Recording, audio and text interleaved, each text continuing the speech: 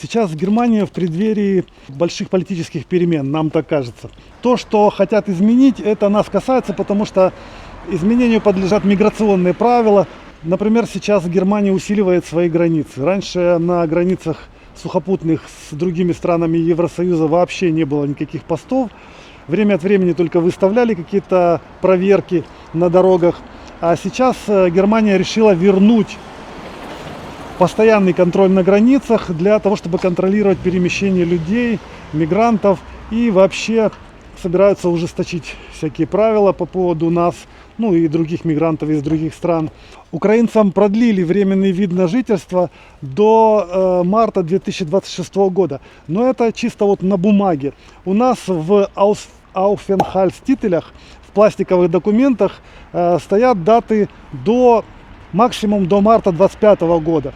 Поэтому мы с Ладой захотели обновить эти документы. Нам это нужно для нашей работы, потому что мы иногда проходим аутентификацию на сайтах. Нам нужно подписывать договоры рекламы, и для этого нужен документ с актуальной датой. Если у нас его не будет, мы просто не сможем это делать. Работать здесь нормально. Да. И это еще нужно для того, чтобы, скажем, если вдруг придется выехать за границу куда-то, для того, чтобы вернуться, нам нужно тоже иметь документ, который подтверждает, что мы имеем право на въезд в Германию. А это как раз именно этот пластиковый вид на жительство. Поэтому мы сейчас с Ладой идем в миграционную службу в нашем городе, в Ausländerbehörde. Мы записались, и мы хотим узнать, дадут ли нам новый пластик с новой датой до марта 2026 года. Когда мы записывались, сказали приносить кучу документов, которых раньше не надо было. Сейчас мы идем выяснять. Видите, вот Rathaus, центральный вход, и через него мы будем заходить. Мы подготовились, мы сделали даже новые фотографии с Ладой.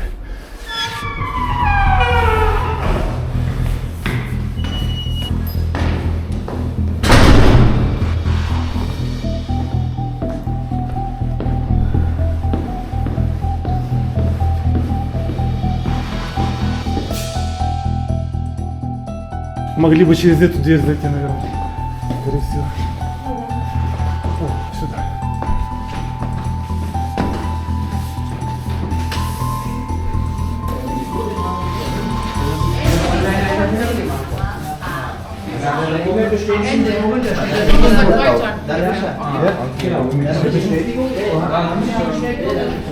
Dann können Sie auch den Urfluss geben.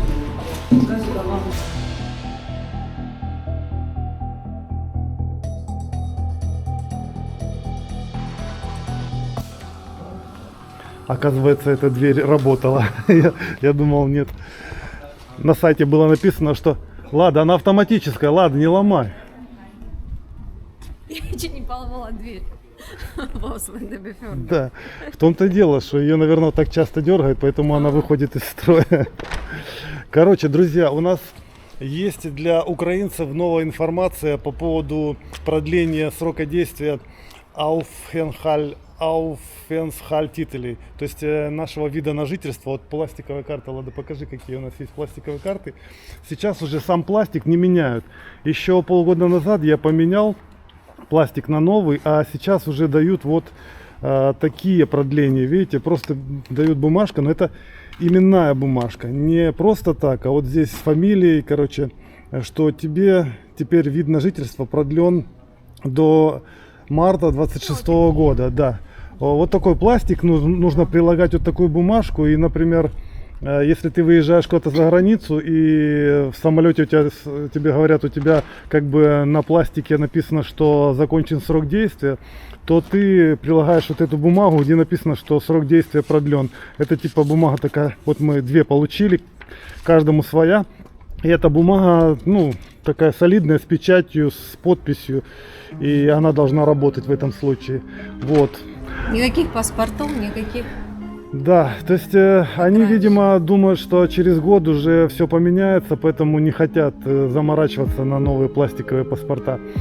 Так что, друзья, все, мы задачу выполнили, продлили себе вид на жительство и идем заниматься дальнейшими делами.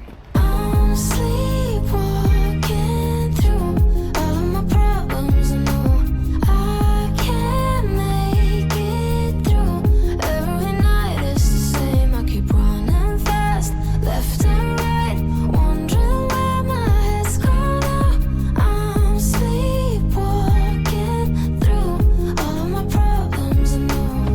прошлом видео мы рассказывали, сколько мы с Ладой потратили на ремонт нашей машины. И наши зрители нам стали советовать: продайте эту машину и купите новую. И знаете, мы серьезно задумались об этом. У нас машина, которая называется Peugeot 206, вот она стоит. В общем-то, 2008 года выпуска, бензин. Конечно, она не в идеальном качестве, но на ходу. Нам, конечно, честно сказать, и жаль ее продавать, потому что мы Мы с ее Ладой... очень любим. Знаете, какие воспоминания у нас связаны теплые с этой машиной, потому что мы на ней объехали почти все побережье Одесской области, посетили очень красивые места, и просто у нас теплые воспоминания. Мы сейчас даже можем вам продемонстрировать некоторые кадры из тех наших видео, которые мы снимали тогда в Одесской области летом на море. I lay awake in our bed. It was the last time I would stay. You would block the sunlight from the window. I left the keys but couldn't close the door. All the times I convince myself there gotta be a heaven and hell. Once again you stab a chest, swear to God you're a narcissist. Never again. Through the На выезде из нашего города есть автосалон. Это автосалон Renault, но, насколько я понимаю, здесь продаются не только Renault. Здесь как бы такой небольшой авторынок вообще всяких машин разнообразных. Есть новые с большими ценами, естественно, но новые нас как раз и не интересуют, потому что на самом деле у нас на это не хватит денег. Я посмотрел, за сколько можно продать нашу машину, и выяснил, что, в общем-то, максимальная сумма это там 1700 евро за такую машину просят, за нашу, за Peugeot 207, а минимальная цифра это где-то около 200 А где же евро. цены? Это еще пока не, это еще пока просто, смотри, машины на ремонте, видимо. Там чуть дальше будут машины, которые продаются. В общем, если мы можем продать эту машину свою в Германии, то мы за нее выручим, я думаю, максимум 1000 евро. А то, мне кажется, вообще она у меня не в идеальном состоянии, а то и вообще там 700-500 евро даже. Поэтому как бы смысла может и нету продавать. Вот за этим забором стоят машины, которые имеют цены. По крайней мере, в прошлом году я здесь бывал и видел, что это бэушные машины, которые продаются. И знаете, как мы выбирали свою машину эту? Я вам расскажу. Я спрашивал у Лады: давай купим машину, какую бы ты хотела. Лада такая посмотрела вокруг, говорит: мне нравится машина со значком льва. Да, я всегда хотела французскую машину. Она такая кругленькая, такой красивый. Вот мне понравился этот значок. Вот лев такой кругленький, весь такой, ну, няшный, не знаю. А Volkswagen тебе не нравится, да?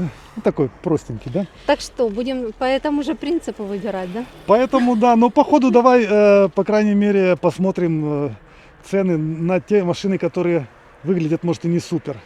Этот Volkswagen продается, и здесь на него стоит цена 2600 евро. Посмотрите, какой он. Такой одноместный, с ржавчиной. Точнее, не одноместный, а однодверный, я хотел сказать. В общем, такая потрепанная. Смотрите, 2600 евро, и она ничем не лучше моей машины. Лада, ты зачем далеко ушла? А Лада пошла выбирать, какая машина ей нравится, да? Давайте я вам покажу более доступную машину. Вот эта машина красивенькая, называется Мини. Я всегда на такие заглядывался, потому что они прикольные. Смотрите, сверху еще шахматная такая крыша разукрашенная. Стоит она всего лишь 1200 евро. Прикольно. Ну и там всякие характеристики. Сейчас не будем останавливаться конкретно. Ну тут цен больше я не вижу. А больше не видишь цен? Вау, это обидно. По-моему, здесь выбирать не из чего. Здесь какая-то рухлядь стоит. Бесценная. Бесценная, да. Ну, значит, знаете, где в основном покупают машины в Германии? Их берут на сайте Kleinanzeigen. Так, вот машина, которую продают. Стоит она 2000 евро. Я бы не хотел такую Ну вот машину она, за 2000. смотри, какая за 2000 евро. Да, она вообще побитая, Бампер да. побитый. Вот эта машина продается. Слушай, они тут, мне кажется, годами стоят. Тут даже не написано. Тут почем. даже цены нету. Тут, наверное, цена просто сколько дашь. Так, ну бусики нас не интересуют. Слушай, но это не единственный рынок такой в нашем городе. Мы можем подъехать еще в другое место, посмотреть, почем есть машины. Вот такая продается, смотри. Вот это? Нет, нету цены. Может, она и продается, но видишь, она разбитая. Не совсем, но слегка побитая. В общем, знаете, с прошлого года изменилось многое в том, что стало меньше цен. О, вот это уже достойный экземпляр, по крайней мере, внешне. Смотрите, Audi, не знаю какой, A4 или там A6, сейчас прочитаю. Красивая такая, синяя. Салон смотрите, неплохой продолговатая, такой. да. Слушай, мне нравится. Тебе нравится, да? Мгм. И всего лишь 1800 евро просит. Красивая машина. Почему продают, непонятно. Может быть, она сломанная, может быть, без тюфа. Смотрю я здесь, мы с Ладой ничего не выберем. Мы можем с тобой подъехать в центр города. Там Поехали есть искать тоже еще. небольшой рынок.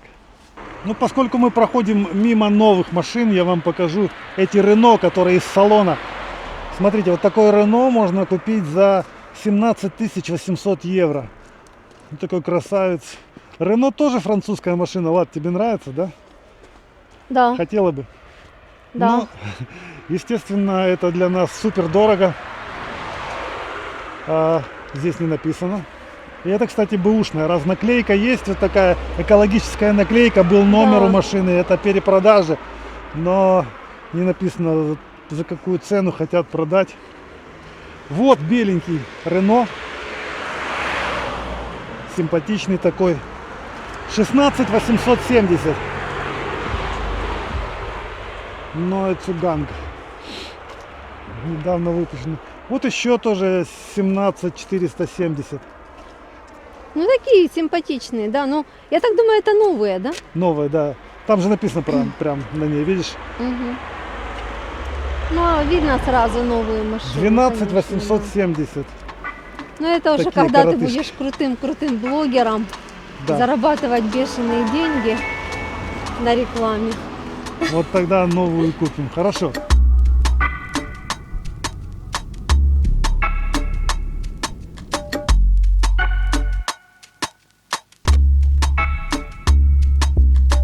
Есть такая история о том, как один человек, украинец, который раньше стоял на джоб-центре, потом пошел работать, и через какое-то небольшое время, возможно, через полгода, будучи на работе, он уже как бы заработал деньги и купил себе машину. Но джоб-центр об этом узнал. Видимо, все сделки официальные проходят по каналам финансовым. И они увидели, что машина дорогая, она стоила 20 тысяч евро. И они посчитали, что за такое короткое время этот человек не мог заработать 20 тысяч евро на своей работе. Поэтому они ему сразу же прислали уведомление со штрафом, что он должен либо объяснить происхождение этих денег, которые они считают просто у него были, и он их скрыл, либо он платит этот штраф и вообще какие-то штрафные санкции, но из Германии его не депортировали, а был вынужден человек заплатить штраф. Это мы рассказываем к тому, что в Германии не так-то просто Не так безопасно не так покупать безопасно. новые дорогие вещи, поэтому Для имейте украинцев, в виду, да. Потому что все финансовые потоки мониторятся, контролируются.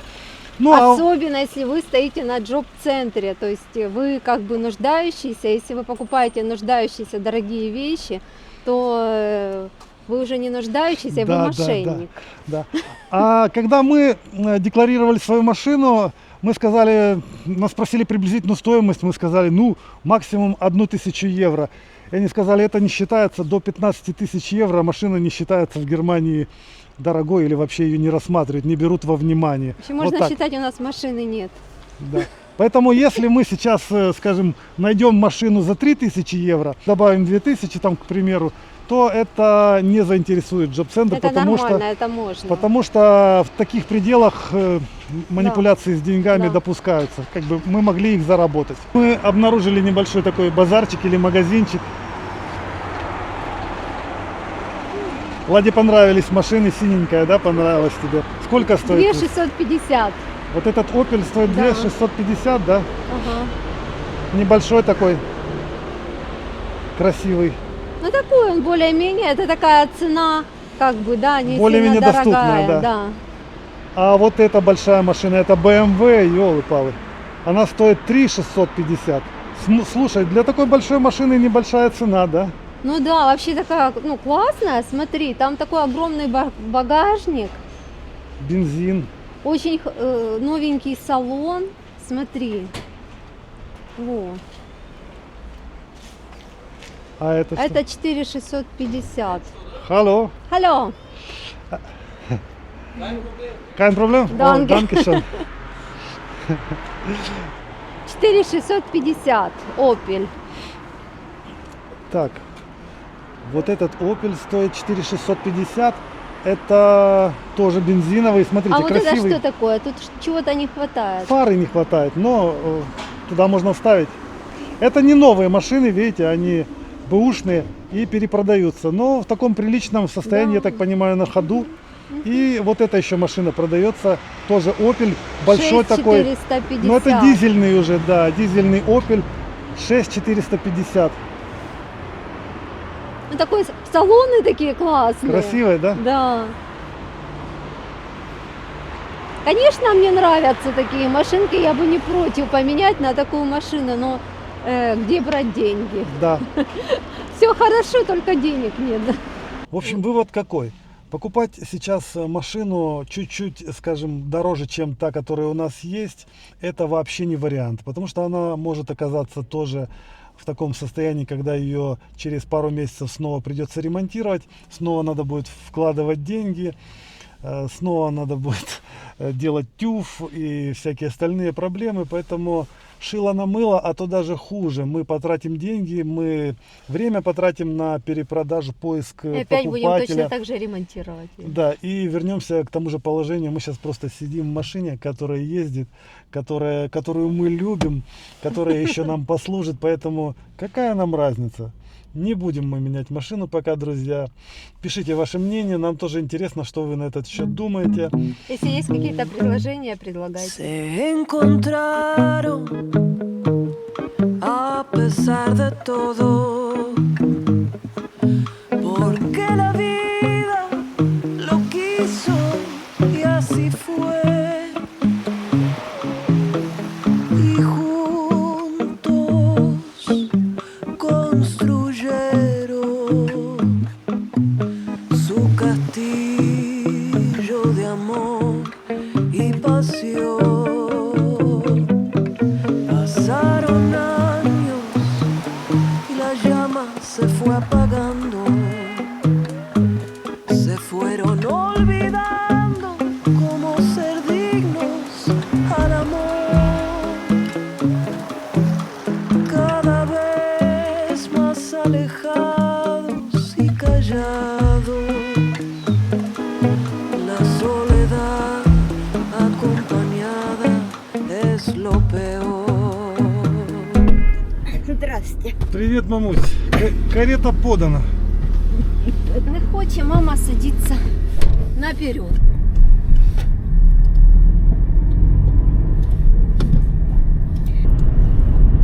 Какой типичный тип. Ви хоч повисипалися. А вот эти очки, они не просто светлые. Я так думаю. А что? Потому что я в них как будто бы увеличительная. А, да? Лучше видите, да? Я думаю, они просто искажают немножко, не? Ну, только на этот глаз, а на другой нет. Прошло уже 9 дней с тех пор, как маме сделали операцию.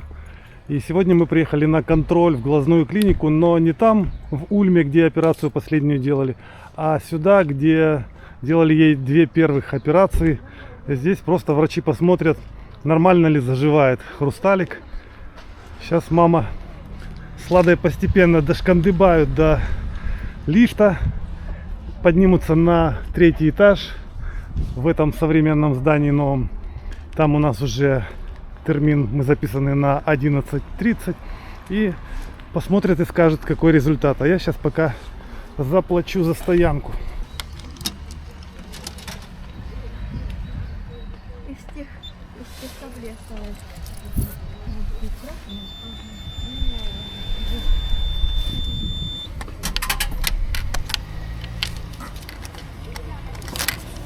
Так, за 1 евро я могу стоять до 12-16. Больше часа я могу стоять за 1 евро. Все, побегу, положу в машину. Мы уже этот лифт выучили, да? Obergeschoss. Который раз мы уже здесь катаемся. Бесчисленное количество.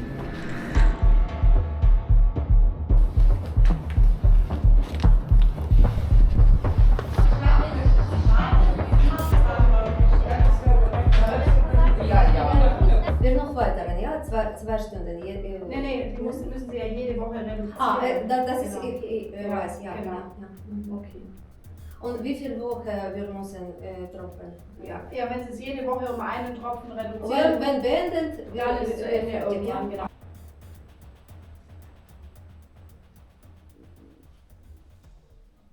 Все, вышли мы из клиники, была проверка зрения, у мамы хорошее зрение сейчас, я так понял, да, уже на оба почти глаза. все увидела, там 3 цифры последние только не увидела, оба глаза нормально, в общем сказали капать, одни капли уже не надо капать, а эти капли умели, в общем рассказали, как принимать дальше капли и сказали приходить на проверку через 6 недель, О, когда закончатся отлично. капли. Ну если вдруг что, Тогда раньше, да. раньше. Ну, на этот раз явно все более удачно, все Ну, мама хорошо. видит все буквы, все назвала, причем буквы вообще на немецком назвала сама. Цифры я называла, а буквы мама сама назвала. Да, не успеваю сообразить. Ну все равно. Ничего, привыкнешь. Сейчас мы решили с мамой вместе и с Ладой прогуляться куда-нибудь в сельскую местность, недалеко от нашего городка. Я вижу, Лада получила какое-то письмо снова. Бумажные письма, это у нас тут частая практика. О чем теперь? Ты уже Я не разобралась? знаю, что-то продлить надо что-то заполнить какие-то. Если вы хотите продлить, что-то заполнить, это какой-то, наверное, отчет, наверное, может быть. Это каждые полгода нам присылают Да. такое письмо, мы должны заполнить, и сколько мы... Пенсия не поменялась ли у мамы, да? и всякое такое. Ну данные свои заполнять. Ну отлично, ладно, мы это сделаем дома, а сейчас едем на прогулку. Hey, I heard you got a new best friend. Yeah, it hurts a bit, I won't pretend that it doesn't matter that you're with someone else. In a way, that's how it's supposed to be. If I'm unable to make you happy, then it's for the better that you are not with me.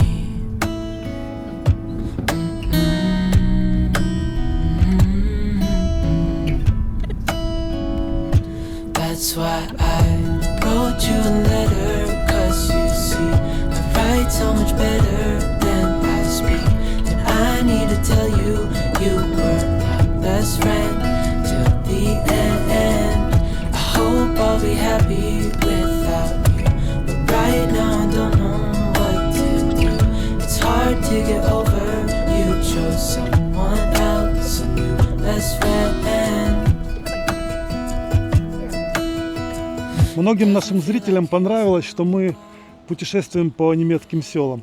И сегодня мы решили недолго думать и С мамой. приехать вместе с мамой недалеко, буквально за 7 километров от нашего городка. Самолет. Да, тут летают самолеты. Мама видит самолет. И это деревня, которая называется Штеттен. Мы здесь еще никогда не были. Она находится на холме, на высоте, то есть на горном плато. Мы сейчас поднялись по серпантину, но это не с той стороны, где мы обычно приезжали. И вот прямо в центре села припарковались. такой здесь центр. Смотрите, какой аккуратненький, приятный.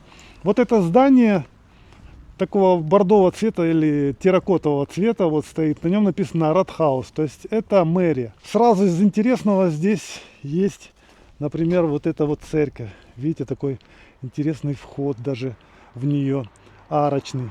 Просто как бы блоковая кладка, да, не знаю, насколько она старинная. Но вообще это не блок, это камень, каменная кладка, поросшая каким-то, возможно, виноградником диким. Как обычно, в селе мы не наблюдаем никого. Как будто люди сидят по домам, либо они на работе заняты где-то.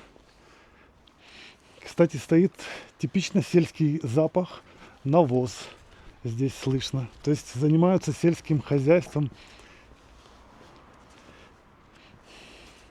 Не просто село. Вот смотрите, здесь какая-то стройка прямо идет возле церкви. Стоит куча техники, экскаватор внизу. Строят, роют, копают. Слышишь звуки, да? Там мы же сидим, сейчас хотим пойти посмотреть. Кричат бычки. Пошли посмотрим. Ольга коровки. Лукинична, вы пойдете или сидеть будете? Не, пойду. Пойдете? Ну я не знаю, можно ли там прям с камерой переться. Это ферма. Мы тут, наверное, особо ничего такое и не увидим. Трактора стоят. Там и не похоже, что это колхозный двор. Ну представь себе, Ну да, настоящее село. Даже не сюда прийти. Там явно животные, и запах, и звуки. Ну, прямо идти во двор, это же частный двор, идти с камерой снимать, не спросившись, мы не будем. Лучше пройдем вниз. Ладно, у меня есть идея спросить у GPT-чата про это село, может быть, он что-то расскажет. Как это Штеттен, да? Привет, Джипи. Привет, как дела? Джипи, я хочу у тебя спросить, не знаешь ли ты что-нибудь про небольшое село рядом с городом Гайслинген-Андерштайге? Село называется Штеттен. Штеттен находится в районе Гайслинген-Андерштайге, между деревнями Шнитлинген и Гайслинген. Это небольшое село, где можно насладиться природой, например, посетив парк приключений «Ветер и погода». Да, в этой деревне есть парк приключений. Да, там расположен парк приключений «Ветер и погода», который идеально подходит для активного отдыха и семейных прогулок. Слушай, а скажи, пожалуйста, где он находится? Мы сейчас стоим в центре. Парк приключений «Ветер и погода» находится на окраине Штеттена. От центра нужно двигаться в сторону леса. Он расположен на холме, примерно в паре километров от центра деревни. Спасибо тебе. А сколько вообще жителей живет в этой деревне Штеттен?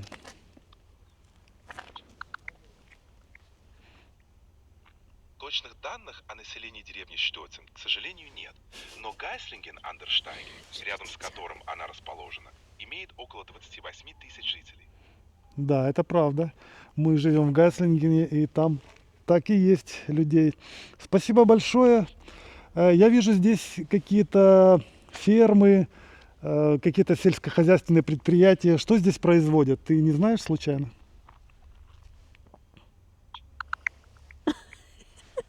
В деревне Штеттен, расположенной рядом с Гайслинген-Андерштайге, сельское хозяйство ориентировано на скотоводство и выращивание зерновых культур. Молодец. Спасибо большое. Все, пойдем искать парк. Как он сказал, как парк? А еще раз повтори, какой парк? Мы забыли. Парк называется «Ветер и погода». Спасибо. Спасибо.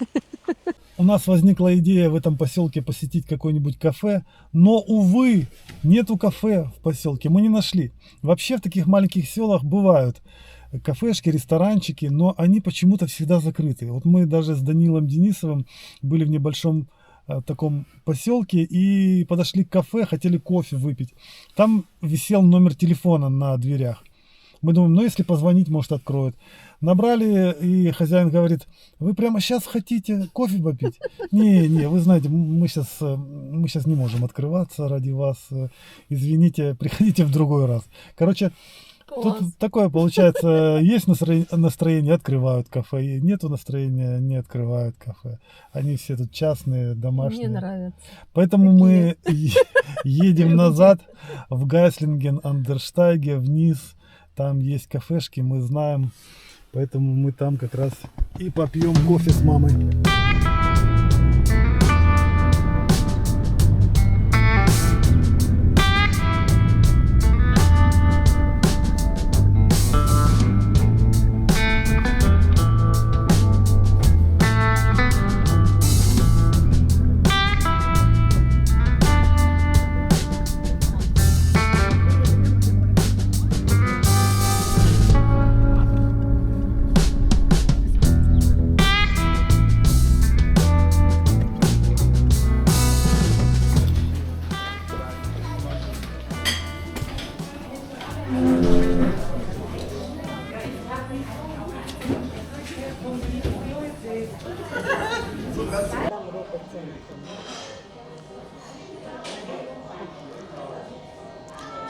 Тут даже можно что-нибудь скушать. По 2,50 вот такие есть.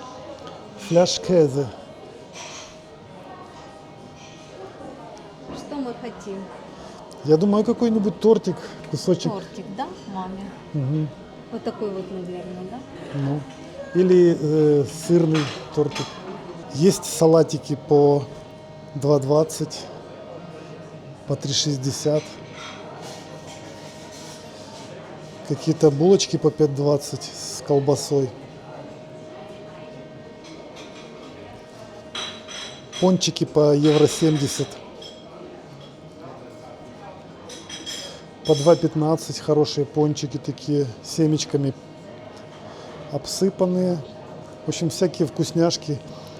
По €95, по €85, по 2 евро. Вот самая дешевая булочка €0,05. Нет, есть еще дешевле, по 0,85 евро. Да, сегодня мы решили немножко шикануть. Купили по одному чаю, по пирожному. Маме красненькое такое пирожное. Ну, довольно-таки Мне приемлемые сырное. цены за такой вот, ну, как бы праздник. 18 евро, это 18 с недорого. копейками сколько тут, да? Смотрите. Это получается по 6 евро на человека, то есть это вполне нормально, это недорого. Да, Ольга Алкинич? Я плохо ориентируюсь в ценах, поэтому считаю, что недорого. Пробуйте, как вам тортик. Я попробую. Решили попробовать все пироги и сказать, какой из них вкуснее. С малиной. Вкуснее, да? То есть пока с малиной. Выигрывает красный пирог. Да? Выигрывает красный пирог. Этот ты еще не пробовала. Это как запеканка должно быть. Первое место делят 2 пирога, да? Малиновый и творожный. Вот тоже очень вкусный, очень мягкий, такой сладкий творожок, нежный. Ну и 3 место, как обычно, я. Тертый пирог. Влада почему-то по старой памяти любит тертые пироги, а в Германии оказалось лучше брать вот такие вот, они вкуснее. И причем цена у них за килограмм одинаковая. Да? Одинаковая, да. То есть яблочный тоже вкусный, но он немножко хороший. Он суховатый, да? Немножко суховатый. Не, ну эти просто шикарные, они просто во рту тают, а этот просто пирог. Ну, как бы, Ну да. неплохой, но не такой вкусный, да, Ольга Лукинична? Ну, мне Ваше повезло слово, больше. ваше слово. Что? Мне повезло больше, чем вам. Да, самый вкусный. Ну все, приятного аппетита. Спасибо. Данке. Данке. Друзья, мы благодарим всех вас за то, что смотрите наш канал, остаетесь с нами до конца. Желаем всем счастья, мира, богатства, любви и здоровья, конечно. Хорошего настроения. Подписывайтесь на наш канал. Мама Оля просит вас об этом, поэтому поставьте ей лайк. И всем до новых встреч. Пока!